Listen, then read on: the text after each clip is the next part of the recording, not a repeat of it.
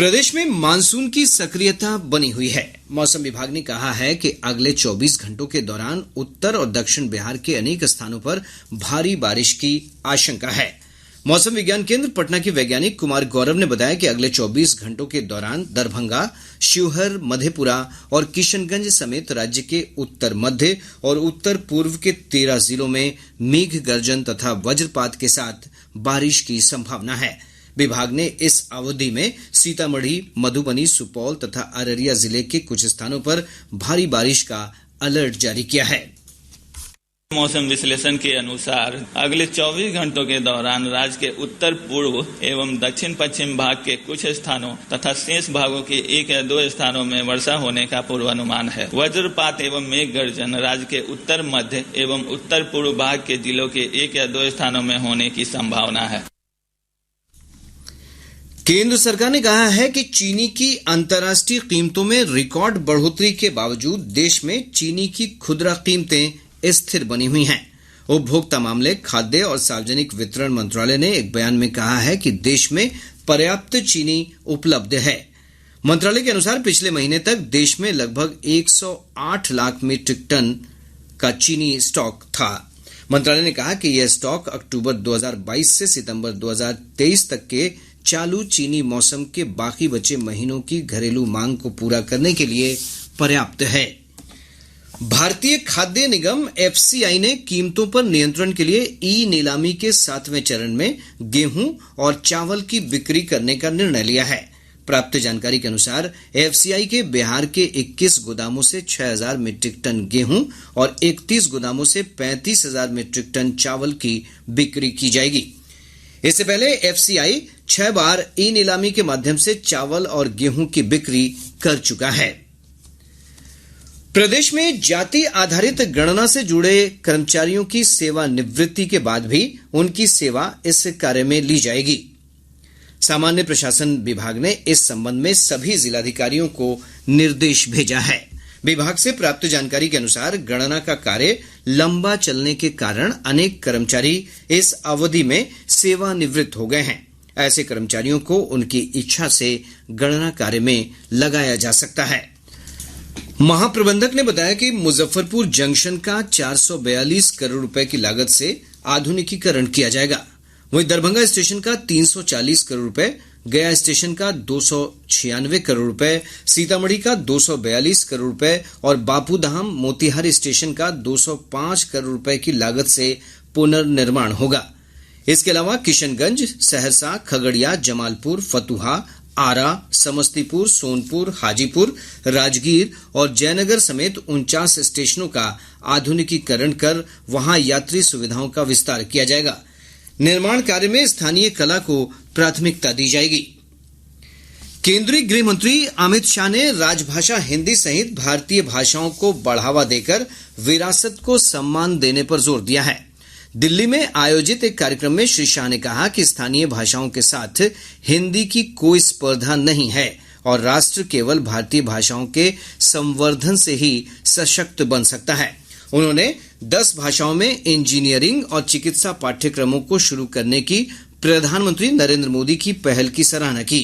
श्री शाह ने कहा कि राजभाषा की स्वीकार्यता कानून या परिपत्र से नहीं बल्कि सद्भावना, प्रेरणा और प्रोत्साहन से आती है। राष्ट्रीय स्वास्थ्य प्राधिकरण ने आयुष्मान भारत डिजिटल मिशन के तहत डिजिटल स्वास्थ्य प्रोत्साहन योजना को इस वर्ष 31 दिसंबर तक बढ़ाने की घोषणा की है। स्वास्थ्य मंत्रालय ने कहा है कि योजना के तहत अस्पतालों, डायग्नोस्टिक प्रयोगशालाओं और डिजिटल स्वास्थ्य सुविधा प्रदाताओं को प्रोत्साहन प्रदान किया जाता है। इस योजना ने देश में स्वास्थ्य सेवा के क्षेत्र में डिजिटल स्वास्थ्य प्रौद्योगिकी को प्रोत्साहित किया है। अब तक 567 सार्वजनिक और 638 निजी अस्पतालों सहित 1205 स्वास्थ्य सुविधा संगठनों ने इस योजना के तहत पंजीकरण कराया है। केंद्रीय इलेक्ट्रॉनिकी और सूचना प्रौद्योगिकी राज्य मंत्री राजीव चंद्रशेखर ने कहा है कि सरकार विश्वसनीय और सत्यापित प्रणालियों के इस्तेमाल के लिए उत्पादों के आयात को विनियमित कर रही है। उन्होंने कहा कि इससे यह सुनिश्चित होगा कि चाहे उत्पाद देश में निर्मित हो या आयात किया गया हो, भारत का प्रौद्योगिकी तंत्र केवल विश्वसनीय और सत्यापित प्रणालियों का उपयोग करता है। सरकार द्वारा लैपटॉप, टैबलेट और कंप्यूटरों के आयात पर प्रतिबंध लगाने से जुड़े ट्वीट संदेशों पर श्री चंद्रशेखर ने कहा कि सरकार का उद्देश्य विश्वसनीय हार्डवेयर और प्रणालियों के उपयोग को सुनिश्चित करना है। उन्होंने कहा कि भारत लैपटॉप और सर्वर सहित डिजिटल उत्पादों के क्षेत्र में विश्व का एक सबसे तेजी से बढ़ता बाजार बन रहा है। उन्होंने विश्वास व्यक्त किया कि इससे आयात पर निर्भरता कम होगी और देश में ऐसे उत्पादों के निर्माण में वृद्धि होगी। मुख्यमंत्री नीतीश कुमार नियोजित शिक्षकों की मांगों को लेकर शिक्षक संघ के प्रतिनिधियों के साथ आज पटना में बैठक करेंगे। यह बैठक मुख्यमंत्री आवास में आयोजित होगी। इस दौरान महागठबंधन में शामिल दलों के विधायक भी मौजूद रहेंगे। गौरतलब है कि नियोजित शिक्षकों ने राज्य कर्मी का दर्जा दिए जाने की मांग को लेकर पिछले दिनों पटना में प्रदर्शन किया था। सरकार ने इसी वर्ष शिक्षक नियुक्ति नियमावली लागू की है, जिसमें बीपीएससी की ओर से ली जाने वाली परीक्षा में पास होने पर नियोजित शिक्षकों को राज्य कर्मी का दर्जा दिया जा सकता है।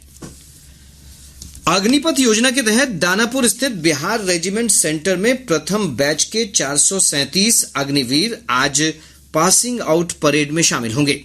31 सप्ताह के कठिन प्रशिक्षण के बाद आयोजित हो रही इस परेड के बाद अग्निवीर भारतीय सेना के अंग बन जाएंगे।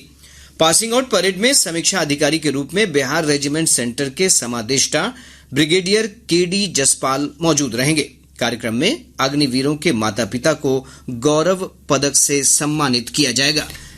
सूचना और प्रसारण मंत्री अनुराग ठाकुर ने देशवासियों से भारतीय खेल प्राधिकरण की हल्ला बोल श्रृंखला देखने का आह्वान किया है। इसमें एशियाई खेलों के 19वें संस्करण में भाग ले रहे भारतीय दल के एथलीटों की तैयारियों को प्रदर्शित किया गया है। एक ट्वीट में श्री ठाकुर ने कहा कि एशियाई खेलों से सिर्फ 50 दिन पहले टीम इंडिया के समर्थन करने का समय आ गया है।